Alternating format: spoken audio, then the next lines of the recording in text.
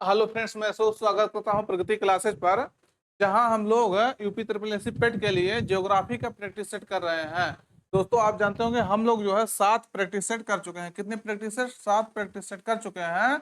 आज आप लोग जो है 8वां प्रैक्टिस सेट करेंगे। ज्योग्राफी से जितने भी आपका इंपॉर्टेंट क्वेश्चन होने वाले हैं 8 प्रैक्टिस सेट के माध्यम से आपको बता दिया गया है। शायद ही आज आपका जो है लास्ट सेशन होगा वो जो है ज्योग्राफी का। और आप जानते होंगे पॉलिटी का भी जो है क्वेश्चन आपका हुआ है, मैराथन हुआ है। तो सब जो है आपका ज्योग्राफी पॉलिटी का जो है लगभग लगभग आप देखिएगा क्वेश्चन यहीं से आपको जो है मिल जाएगा, ज्योग्राफी और पॉलिटी का। तो इसीलिए दोस्तों इसको लास्ट तक देखिएगा, कई सारे क्वेश्चन आपके लिए जो है महत्वपूर्ण होने वाले हैं। तो चलिए आज के पहले क्वेश्चन का जो है शुरुआत करते हैं 8वें जो है प्रैक्टिस सेट का। आप जानते होंगे आपका परीक्षा जो है 6 और 7 जस्ट 1 मिनट।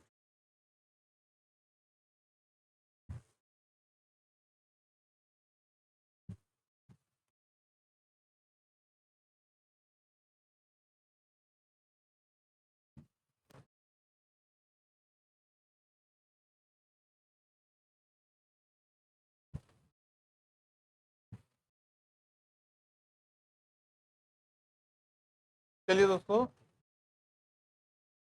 तो कब है? 6 और 7 सितंबर को होने वाला है। आज आप लोग को जो है 4 तारीख हो ही गया है, तो जो भी महत्वपूर्ण आपके क्वेश्चन बन सकते थे हम उसको जो है डिस्कशन करने जा रहे हैं। तो चलिए देखते हैं। कह रहा है तमिलनाडु व आंध्र प्रदेश के तट का नाम क्या है? तो जो है पूछ रहा the name of the coast of Tamil Nadu and Andhra Pradesh. तो ये जो तट है, आप जानते होंगे आपका जो भारत है, भारत, इसके जो है दोनों तटों का कुछ ना कुछ नाम है। तो ये पूछ रहा है जो आंध्र प्रदेश और आपका यहाँ आंध्र प्रदेश, यहाँ आपका तमिलनाडु हो जाएगा, इस तट का नाम क्या है? तो ये नाम आपको बताना है, इस तट का क्या नाम है। तो कोरोमंडल तट या मालाबार या उत्तरी सरकार या कोंकण। तो दोस्तों इसको बताना है आपको जो है। तो सही उत्तर आपका रहेगा दोस्तों, इसका क्या नाम है? कोरोमंडल। इस तट को कोरोमंडल कहते हैं।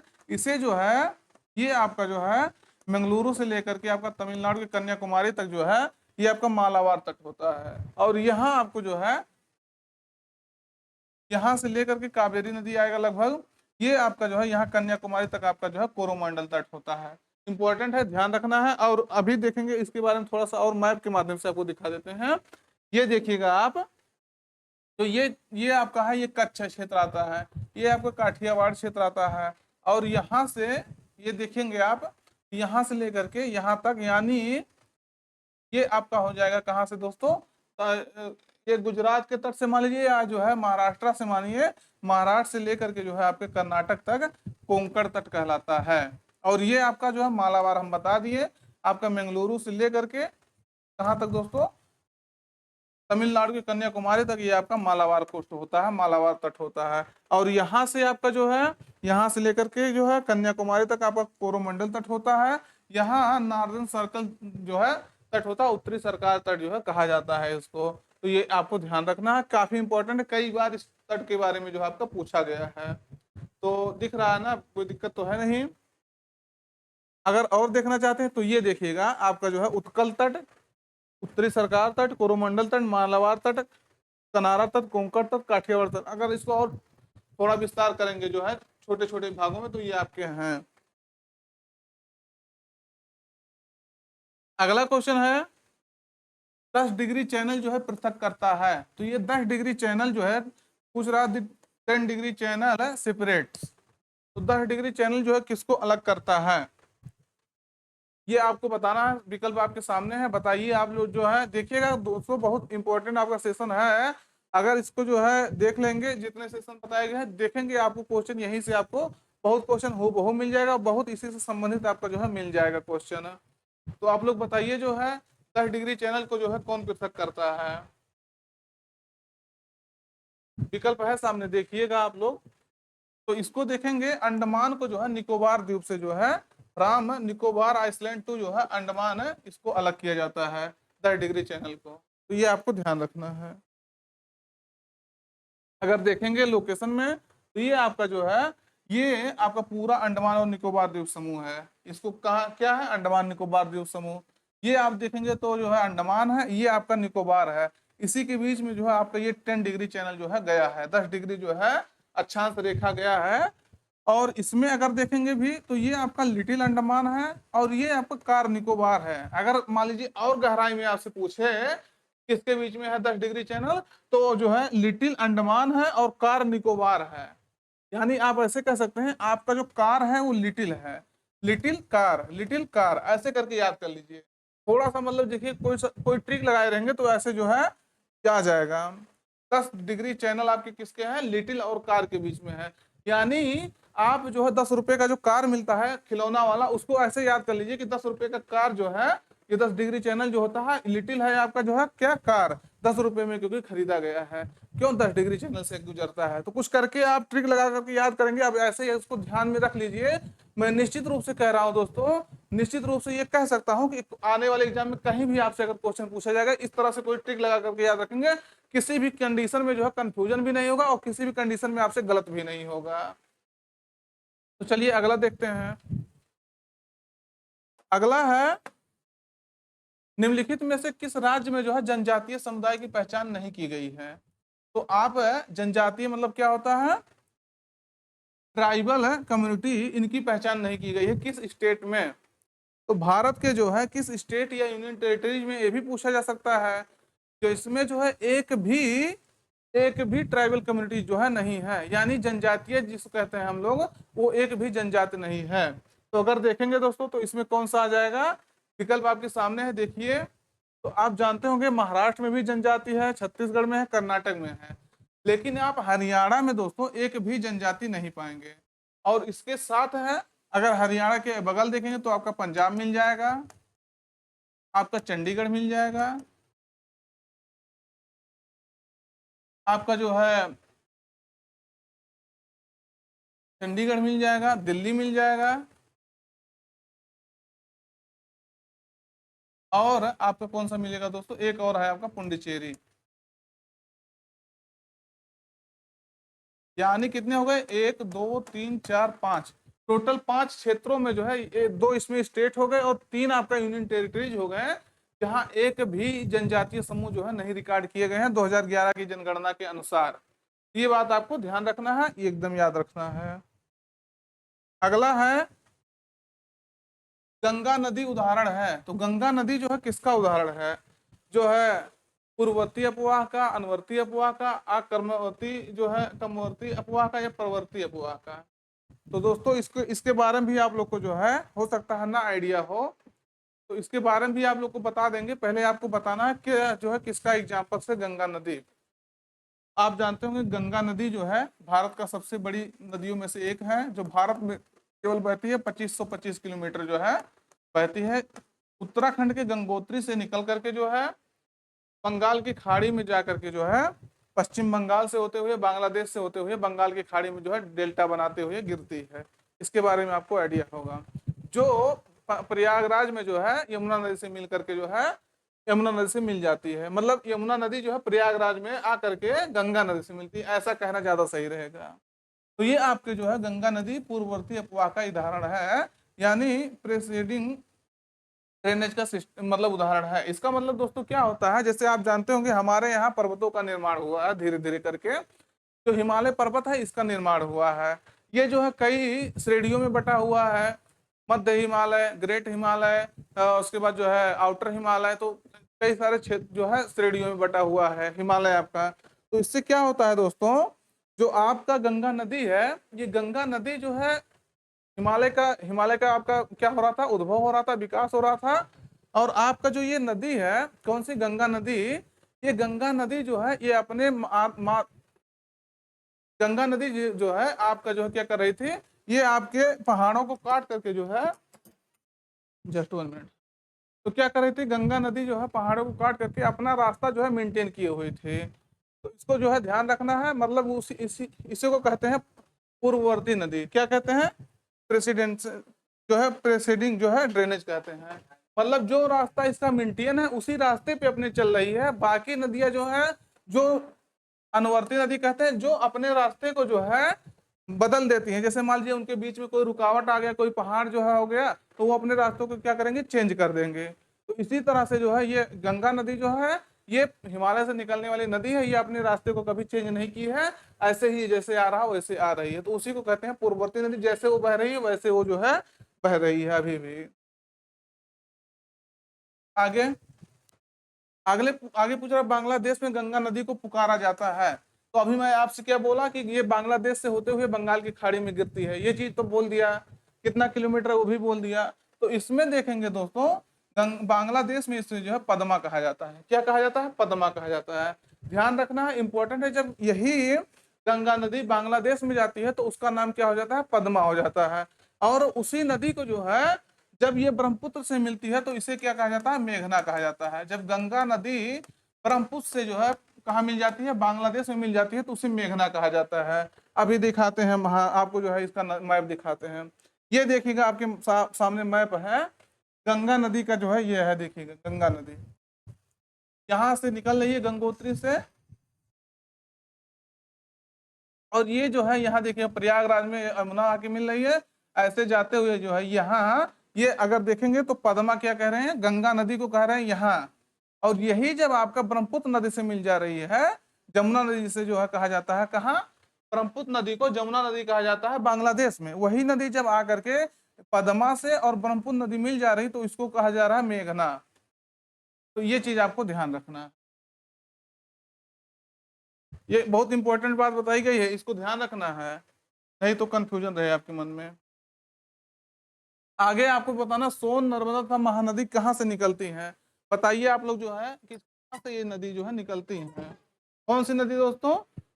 सोन नर्मदा तथा महानदी, ये नदियां जो है कहाँ से निकलती हैं? तो अगर देखेंगे दोस्तों तो ये तीनों नदियां आपकी जो है अमरकंटक के पठार से निकलती हैं। कहाँ से? अमरकंटक पहाड़ी से निकलती हैं। तो इसको ध्यान रखना, इंपॉर्टेंट आपका है सोन नर्मदा और महानदी। और नर्मदा इसमें से आपकी एक नदी ऐसी है जो आपके जो है पश्चिम की ओर बहती है। तो इसको ध्यान रखना है, इंपॉर्टेंट है आपके लिए कि अगर देखेंगे तो ये आपका जो है क्या मिल जाएगा? अमरकंटक आपका पहाड़ मिल जाएगा, यहीं से जो है निकलती, इधर आपका जो है कौन आती है? नर्मदा आती है। थोड़ा सा लोकेशन आपको जो है ध्यान रखना है। अगला है सूची एक को जो है सूची दो से आपको सुमेलित करना है। क्या करना है? सूची एक से जो है सूची दो से जो है सुमेलित करता है। जल प्रपात दिया है, वाटरफॉल दिया है और रिवर जो है आपके सामने दिया गया है। इसमें से आपको जो है क्या करना है? सुमेलित करना है। तो इसको जो है सुमेलित करिए, आप लोग के सामने विकल्प है। जैसे दूध सागर पूछ रहा है, डुडुमा पूछ रहा है, उसके बाद जो है ये गोकाक है, गोकाक पूछ रहा है और जोग है। तो चारों आपको मिलाना है, किस नदी पर ये जलप्रपात स्थित है। तो आप लोग मिलाइए, सामने आपके सामने ऑप्शन है, मिलाइए इसको जो है। अगर इसमें जैसे देखिएगा जो आपका मिलाने वाला क्वेश्चन आएगा, और निश्चित रूप से जो है आपके पीएटी में जो है, पीईटी में आपके जो है मिलाने वाला क्वेश्चन जरूर देगा। क्वेश्चन बड़ा लग रहा होगा लेकिन जरूर इस तरह से क्वेश्चन 4-6 क्वेश्चन आपका जरूर मिलने वाला है। जो आपको आ रहा है एकदम एग्जैक्टली आ रहा है उसको पहले मिला लीजिए। जैसे आप कई बार पढ़े होंगे, जोग नदी जो जो सॉरी जोग आपका जलप्रपात है, वाटरफॉल्स जो है वो आपकी शरावती नदी पर है। कहाँ है? शरावती नदी पर कहाँ है? आपके कर्नाटक में है। कई बार जो है इसको देखे होंगे। दूध सागर आपके कहाँ है दोस्तों? मांडवी नदी गोवा और कर्नाटक की सीमा पर है, मतलब ये आपका। तो आप देखेंगे दोस्तों, अगर इसको आप मिला लिए तो आप देखिए कहाँ जो है कहाँ कहाँ इसको निकाल दे सकते हैं। ए का चौथा कहाँ दिया है? ए का चौथा यहाँ है, बाकी इसमें नहीं है और इसमें भी नहीं है, इसको हटा दिए। डी का तीसरा कहाँ दिया है? ये देखिएगा, डी का तीसरा आपका यहाँ दिया है और बाकी यहाँ डी का पहला दिया है। डी का पहला जो है यहाँ होगा ही नहीं, ये आपका गोकाक जो है ये घाट प्रभाव पे होगा। तो आपका जो है सी का, सॉरी ये वाला सही रहेगा ना आपका? हाँ, सी का पहला जाएगा। देखिएगा ये आपका गलत हो गया ना, तो आपका पहला जो है सही रहेगा। ध्यान रखना इस तरह से। जो है डुडुमा आपका जो है मच्छकुंड नदी पर है, कहाँ है? उड़ीसा में है। ये आपको घाट प्रभा, ये आपका जो ये भी कर्नाटक में ही है नदी। और गोकाक मतलब जलप्रपात वाटरफॉल्स आपके कहाँ है? कर्नाटक में है। और बाकी आपको मच्छकुंड उड़ीसा में, शरावती जो है कहाँ है? कर्नाटक में, और मांडवी आपका गोवा में है। तो ये आपको ध्यान रखना है, इंपॉर्टेंट है। दूध सागर मतलब दूध सागर वाटरफॉल्स कहाँ है? मांडवी नदी गोवा में। आगे अगर आगे पीछे वाला क्वेश्चन सही से ध्यान से देखोगे तो ये भी जो है वही चीज है, वाटरफॉल्स है और ये रिवर है। इसमें से कौन रहा कह रहा कौन जो है करेक्टली मैच नहीं है, सही से जो है कौन सुमेलित नहीं है। तो अगर शिव समुद्रम देखेंगे प्रपात तो क्या कावेरी पर है, चुलिया प्रपात जो है चंबल नदी पर है, जोग जो है आपका कृष्णा नदी पर है, या धुआंधार प्रपात नर्मदा नदी पर है। तो अगर देखेंगे तो अभी जस्ट बता रहा हूं ये आपके जो है कहाँ है, कर्नाटक में शरावती नदी पर है। कौन? जोग। तो आपका सही उत्तर कौन हो जाएगा? जोग हो जाएगा। बाकी धुआंधार प्रपात आपके नर्मदा नदी पर है, बिल्कुल सही है। और आपका जो है चुलिया प्रपात जो है ये आपका जो है चंबल पे है, और शिव समुद्रम जो है आपकी कावेरी पर है। तो यहाँ आप जो है मिला लेंगे, कृष्णा वाला जो है ये गलत हो जाएगा, यहाँ आपका सारावती होता तो आपका सही हो जाता ये आंसर। चलिए आगे देखते हैं। आगे है भारत में सबसे अधिक उपजाऊ मृदा जो है कौन सी है। तो मुख्यतः जो है अगर देखेंगे तो भारत में 8 प्रकार की मृदाएं हैं। कितने प्रकार की मृदाएं हैं? 8 प्रकार की मृदाएं हैं। तो अगर देखेंगे इसमें से सबसे अधिक उपजाऊ मृदा जो है कौन सी है, लाल, काली, जलोढ़, चूनेदार मृदा, या जो है कैलकेरियस जो है सॉइल कहते हैं तो चूनेदार मृदा को। चारों में से बताइए कौन सा सबसे अधिक उपजाऊ है, फर्टाइल मृदा कौन सी है, सॉइल, फर्टाइल सॉइल कौन है सबसे अधिक। तो अगर दोस्तों देखेंगे तो एलुवियल सॉइल जो होता है जिसे जलोढ़ मृदा कहते हैं, ये नदियों के माध्यम से जो है लाई गई मृदा होती है, इसलिए जो है सबसे आपकी क्या होती है, उपजाऊ होती है। नदियों के बाढ़ द्वारा लाई गई जो है, नदियों के बाढ़ द्वारा जो लाई गई मृदा होती है उसी को जो है जलोढ़ मृदा कहा जाता है, बहुत ज्यादा उपजाऊ होती है, इसी को जो है ये सबसे ज्यादा आपका उपजाऊ होती है। अगर देखेंगे तो 35 से 40% जो है क्षेत्रों में ये भारत के फैला हुआ है। सबसे अधिक विस्तार किसी अगर मृदा का है तो आपके जलोढ़ मृदा एलुवियल सॉइल का है। भारत में सबसे अधिक विस्तार किस मृदा का है? जलोढ़ मृदा का। अगर कोई क्वेश्चन पूछे तो आपको बिल्कुल कंफ्यूजन नहीं रखना है। अगर इसका लोकेशन देखेंगे तो जहां जहां जो है ये आपका जो है आपका एलुवियल सॉइल आ गया, जहां जहां नदियों का विस्तार है वहां देख रहे हैं ये नदी आपका ये ये सॉइल आपका जो है मिल रही है। ये देखिएगा जहां जहां जो है ये नहीं है, तो जहां जहां नदियों का विस्तार है, नदियां पानी ला के जो है पानी के माध्यम से अपने जो है मृदाएं लाती है, वहां जलोढ़ मृदा का विस्तार हुआ, एलुवियल सॉइल का विस्तार हुआ है। बाकी और भी मृदाएं यहाँ आपके सामने हैं, चाहे तो आप देख सकते हैं विस्तार से। अगला है निम्नलिखित में से कौन सी मिट्टी जो है नदियों द्वारा निर्मित है। तो कौन सी मिट्टी जो है नदियों द्वारा निर्मित है, तो कोई कंफ्यूजन नहीं रखना है। जलोढ़ मृदा भी आपसे तुरंत बता रहे हैं एलुवियल सॉइल है, इसमें कोई कंफ्यूजन नहीं रखना है। अगला है निम्नलिखित में से कौन सी जो है इजराइल की राजधानी है। तो कैपिटल जो है, कैपिटल ऑफ इजराइल जो है कौन है। तो अगर देखेंगे दोस्तों इजराइल जो काफी चर्चा का विषय रहा है पिछले 1-1.5 वर्षों में। तो अगर देखेंगे तो इजराइल जो है जेरूशलम की राजधानी है, सॉरी जेरूशलम मतलब इजराइल की राजधानी है। तो ये चीज आपको ध्यान रखना है। बाकी बगदाद जो है आपके इराक की राजधानी है। डबलिन आपके जो है आयरलैंड की राजधानी, क्या है? डबलिन आपके आयरलैंड की राजधानी है। तो कौन सा है? जेरूशलम जो है किसकी राजधानी है दोस्तों? इजराइल की है। अगला भारत में निम्नलिखित में से किस स्थान पर जो है दिन और रात के तापमान में जो है व्यापक अंतर पाया जा सकता है। अगर देखेंगे तो दिन और रात में जो है सबसे अधिक अंतर इसमें से कहाँ पाया जा सकता है।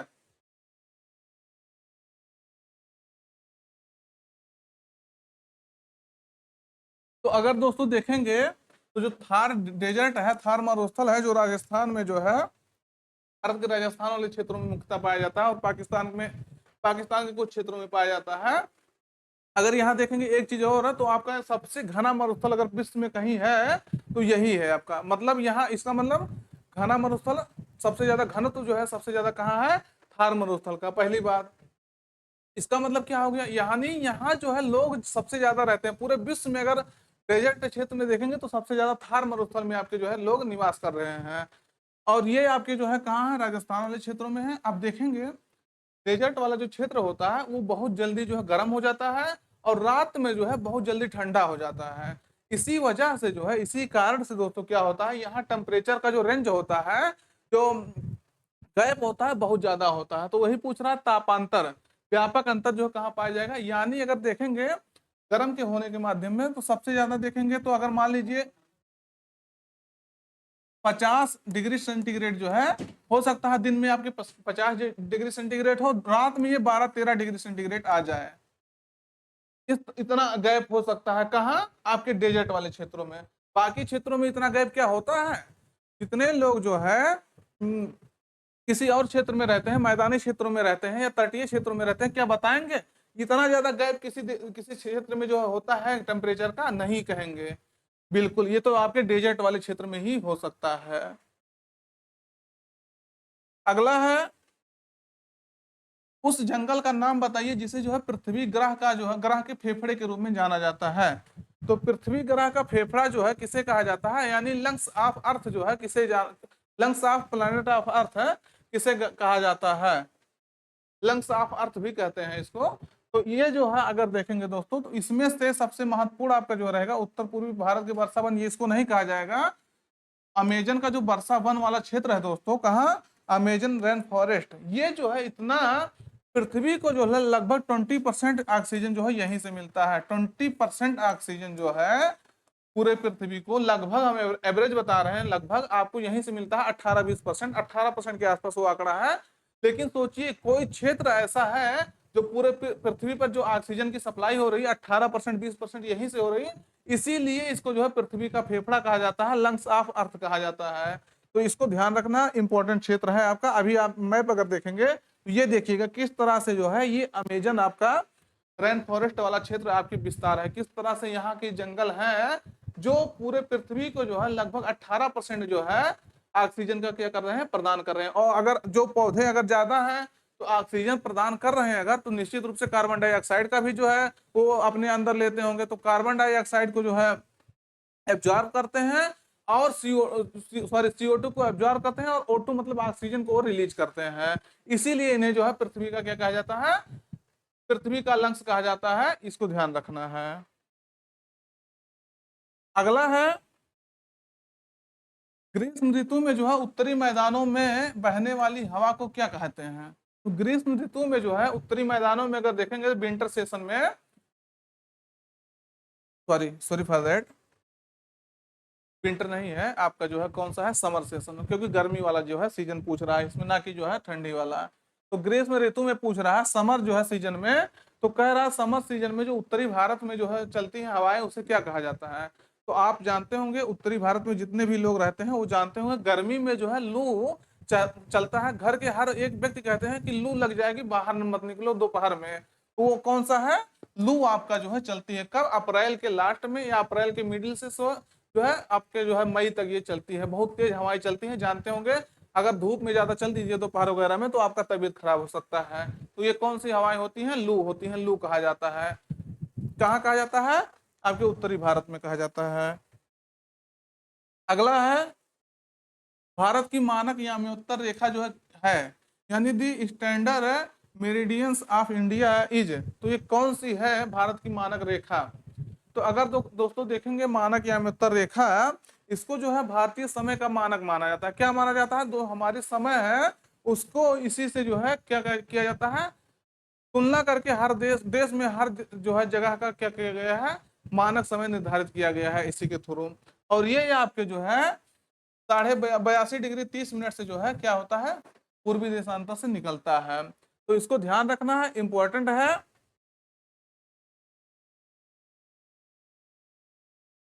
अच्छा यहाँ 83.5 हो गया, ठीक है कोई दिक्कत नहीं, सही है। 82.30 जो है पूर्वी देशांतर से होकर गुजरता है। जो आपके देखेंगे तो अगर देखेंगे तो उत्तर प्रदेश में जो है मिर्जापुर, इलाहाबाद वाले, नैनी वाले क्षेत्रों से होकर के ये आपके रेखा गुजरती है। अगर इसमें देखेंगे तो आपको हम मैप में अगर दिखा दें दोस्तों तो ज्यादा सही रहेगा। ये आपका जो है, जस्ट 1 मिनट, ये आपका जो है मैप है। अगर देखेंगे तो ये आपका पूरे भारत का मैप है। इसमें देखेंगे ये आपके जो है 82.30 से ये रेखाएं जो है होके गुजर रही है। इसे मानक याम्योत्तर रेखा कहते हैं। और ये आपके जो है उत्तर प्रदेश से, ये आपके मध्य प्रदेश से, ये आपके छत्तीसगढ़ से, ये आपके उड़ीसा से, ये आपके आंध्र प्रदेश से, कितने राज्य हो गए? 5 राज्यों से होकर के गुजरती है। ध्यान रखना है, क्वेश्चन आपका पूछा जा चुका है, क्वेश्चन कभी भी पूछा भी जा सकता है कि भारत की जो मानक एवं उत्तर रेखा है, यानी मेन जो है मेरिडियम टाइम है, वो आपके जो है 5 राज्यों से होकर के गुजरती है। संख्या भी आपको ध्यान रखना है। दूसरे नंबर यूपी हो गया आपका, एमपी हो गया आपका, छत्तीसगढ़ हो गया आपका, उड़ीसा हो गया आपका, और आपका क्या हो गया? आंध्र प्रदेश हो गया। इस 5 राज्यों से होकर के ये रेखा आपके गुजर रही है। तो ये चीज आपको ध्यान रखना, कोई कंफ्यूजन नहीं रखना है। अच्छा, आप लोग यही बताना है, कर्क रेखा जो भारत के जो है ऐसे जाती है, ये आपकी कितने राज्यों से होकर के जाती है, ये आपको बताना है, आपके लिए क्वेश्चन है। और किस किस राज्य से जाती है, ये लोग आप जो है कमेंट करके बताइए। अगर इसको, क्योंकि जो है ये भी पूछा जा सकता है, कर्क रेखा जिसे ट्रॉपिक ऑफ कैंसर कहते हैं, ये भारत के कितने राज्यों से होकर के गुजरती है? निम्नलिखित में से अगला है दोस्तों, निम्नलिखित में से कौन से भारत के 2 पड़ोसी देश देश हैं, द्वीपीय देश हैं? यानी कह रहा which of the following are 2 neighbouring island countries of India.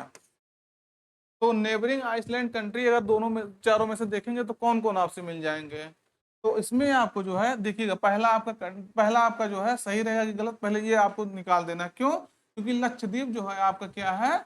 एक खुद का एक केंद्र शासित प्रदेश है, तो इसको पहले नंबर काट देना है। बाकी आपके सेशल्स और ऑस्ट्रेलिया ये सब बहुत दूर है।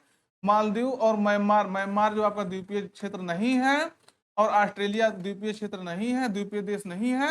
बाकी आपका बचा श्रीलंका और मालदीव। श्रीलंका और मालदीव, श्रीलंका की राजधानी श्री जयवर्धनेपुरा या कोलंबो, और आपके जो है मालदीव की राजधानी माले, यही होता है जो हिंद महासागर में भारत के सबसे नजदीकी जो है द्वीपीय क्या है? देश है। अगर इसको लोकेशन में देखेंगे दोस्तों तो आपको मिल जाएगा, ये आपके हैं श्रीलंका, जो भारत में जो है पाक स्टेट से क्या होता है, ये गल्फ ऑफ मन्नार है, इसी गल्फ ऑफ मन्नार में जो है पाक स्टेट है, पाक जल संधि है, इसी के माध्यम से ये जो है भारत से क्या होता है? अलग होता है। और यहाँ आपका मालदीव मिल जाएगा, जिसकी राजधानी आपको क्या है? माले है। तो कोई कंफ्यूजन नहीं रखना है। अगला है, निम्नलिखित में से कौन सी जो है ओमान की राजधानी है? तो ओमान की राजधानी क्या होती है, ये आपको बताना है। क्वेश्चन आपके सामने है। तो अगर देखेंगे दोस्तों तो इसमें ओमान की राजधानी मस्कट हो जाती है। क्या हो जाती है? मस्कट हो जाती है। अभी इसको लोकेशन में भी बता देते हैं। अभी हम क्या बता दिए? माले की जो है, मालदीव की माले होती है। बाकी मास्को जो है किसका होता है? रूस का होता है। और मनामा किसका होता है, ये आपको बताना है। अच्छा, आप लोग बताइए, मैं तुरंत अभी बता देता हूँ इसको, पहले आप लोग बताइए, 1 मिनट के अंदर कमेंट करके बताइए तुरंत। मनामा अगर देखेंगे दोस्तों तो ये आपको हम बता भी चुके हैं, अगर ध्यान दिए होंगे पिछले वाले सेशन में, तो ये आपका होता है बहरीन। और जो क्वेश्चन बता रहे हैं देखिएगा, यही क्वेश्चन आपको पेट में हूबहू मिलता हुआ, इसी मॉडल में क्वेश्चन मिलता हुआ नजर आएगा। और अब मैं आपको जो है उसके बाद भी जो पेट के पेपर के बाद भी जो 6-7 तारीख के बाद भी जो है पूरा वीडियो बनाऊंगा कि देखिए किस तरह से क्वेश्चन आपका ज्योग्राफी और पॉलिटी का आया है। मैं निश्चित रूप से सबूत के साथ आपको दिखाऊंगा किस लेवल का जो है बताया गया है। तो ये आपका जो है क्या हो गया? आपका ओमान हो गया, इसकी राजधानी यहाँ आपका मस्कट मिल जाएगा। शायद आपका लास्ट क्वेश्चन था। हाँ सही है। आज का जो है क्वेश्चन यहीं पर हो सकता है कल आपको जो है क्लास लिया जाए, नहीं तो कोई निश्चित नहीं है क्लास कल का, लेकिन इतना जितना बताया गया आपका सफिशियंट है। तो इसको आपको देखना है और जो है इस तैयार कर लेना है, क्योंकि पेट में जो एग्जाम आपका होने वाला, कई सारे क्वेश्चन आपको डायरेक्टली हूबहू मिलने वाले हैं, और इनडायरेक्टली तो आपको क्वेश्चन मिल ही जाएंगे। चलिए दोस्तों, तब तक के लिए धन्यवाद।